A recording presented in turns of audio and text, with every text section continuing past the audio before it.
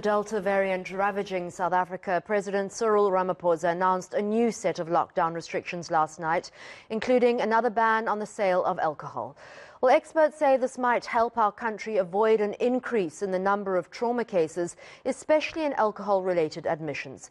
But let's check how our facilities are coping. For that, we're joined by a trauma surgeon at the Christian Barnard Memorial Hospital, Dr. Kirsten Bischoff. Dr. Bischoff, thank you so much for joining us. At the last alcohol ban, did you see a big decrease in trauma admissions to your ER? Yes, eNCA, thank you for having me. So what we noticed in all of our facilities was that there was a drastic drop in the number of trauma admissions when the alcohol ban was instituted. And unfortunately, that just happens to be the way it is. Alcohol relates to violence. Violence leads to more trauma admissions. And because of trauma admissions, we then end up with less COVID beds.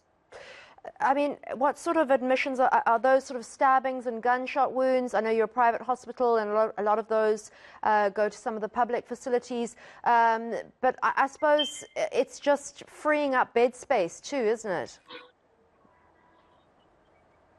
At the moment, the biggest issue that we're having is that we're already having COVID patients taking up a lot of our ICU beds. So we're losing the beds that we'd normally utilize for trauma patients. And the kind of trauma admissions that we see, even in the private setting, are everything from interpersonal violence to mountaineering accidents to car accidents. So if we have an increase in trauma, we do not have the beds that are necessary to take care for the influx of the COVID patients that we're awaiting. I'm taking away from that you were very happy about the alcohol ban and probably wish that it never came back.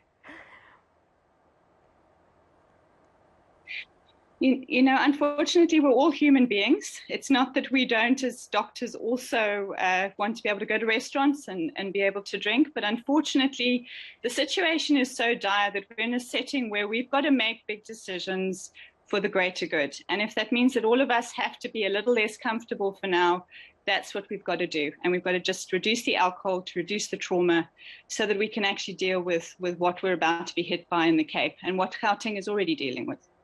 We've focused a lot on Gauteng. They really seem to be feeling that onslaught of the third wave, a little bit like we went through in the first and second wave. How are we doing here in the Western Cape?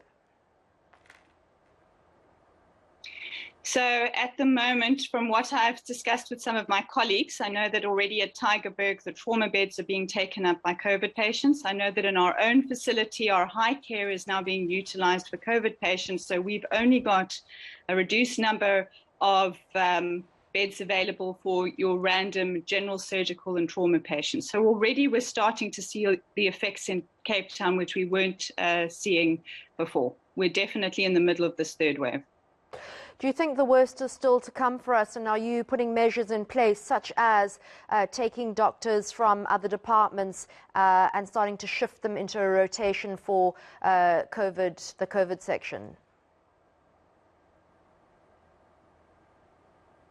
So we definitely feel that we are yet to be hit by the worst of it in the Cape.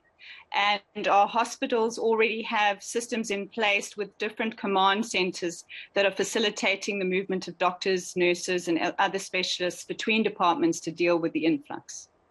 Are you at a stage yet, Dr. Bischoff, where ambulances are diverting? At our own facility, we're not there yet, but I am part of the divert line in the Cape, and there are a number of private hospitals that are having to divert ambulances to other facilities. So we are definitely starting to see that happening. Just for our viewers who may not know what that means, just explain how that actually works, that ambulance divert protocol. So what will happen with the divert line is that we obviously will stabilize any patient that arrives at the hospital that needs our care. But if we do not have the bed resources to support those patients, we will start to send those patients to other facilities that might have ICU, high care, or general ward beds. So it's not to say that our hospitals won't treat patients that arrive, but we've got to make sure that we can still give the kind of care that these patients deserve. And in that situation, we will send to other hospitals that perhaps are not at capacity yet.